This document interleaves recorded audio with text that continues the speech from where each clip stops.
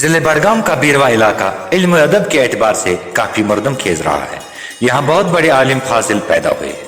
اسی علاقے کی ذہنی زرخیزی کا اندازہ اس بات سے لگایا جا سکتا ہے کہ یہاں آزادی سے قبل ایک عظیم تعلیمی ادارہ مظہر الحق قائم کیا گیا ہے۔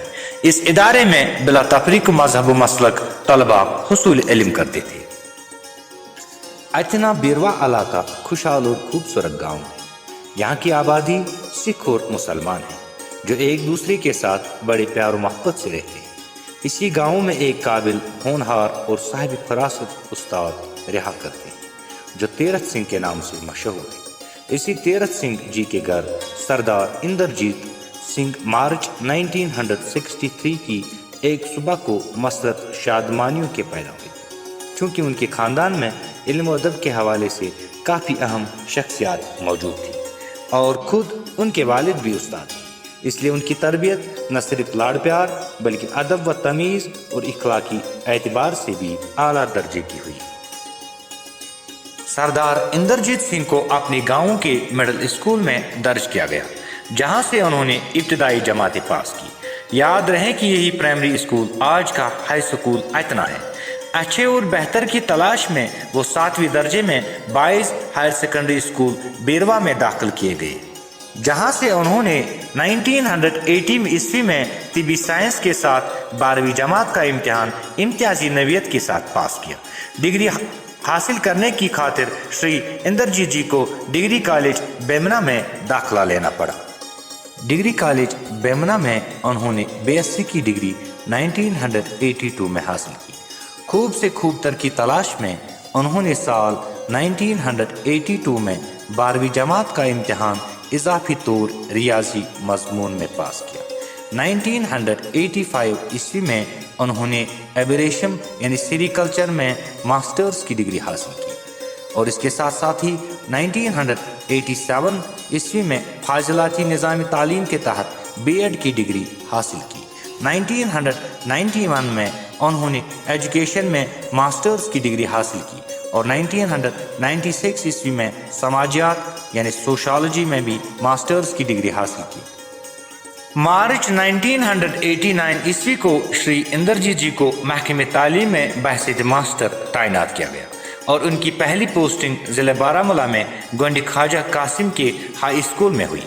یہاں تقریباً 2 سال کام کرنے کے بعد انہیں بائز ہائر سیکنڈری پھر گرلز ہائر سیکنڈری اسکول بیروا میں تبدیل کیا گیا۔ پوسٹنگ کی دوری ان کے عزم اور لگن میں کبھی رکاوٹ نہیں بن گئی، بلکہ وہ ایک حوصلہ اور جوش کے ساتھ عملی میدان میں مرد آہنگ کی مانند کام کرتے رہے۔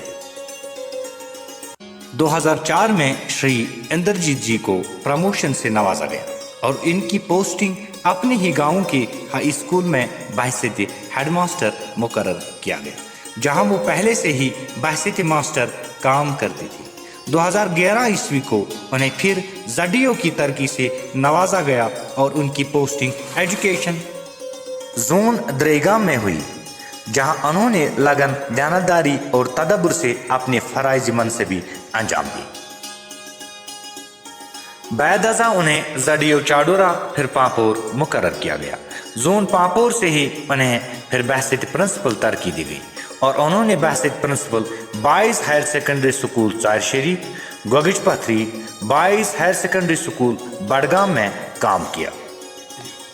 اپریل 2018 عیسوی کو Shri Inderjeet Singh ji deputy chief education officer Budgam مقرر کیے گئے۔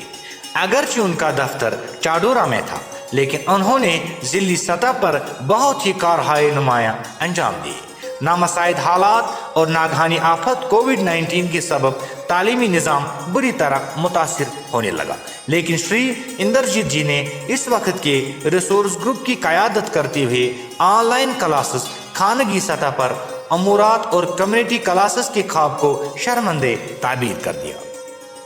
انرولمنٹ ڈرائیو ان کی قیادت کا ثمر ہے کہ سال 2020 عیسوی میں 12,104 نئے اطفال کا داخلہ دلایا گیا اور سال 2021 عیسوی میں 14,306 بچے درج کیے گئے۔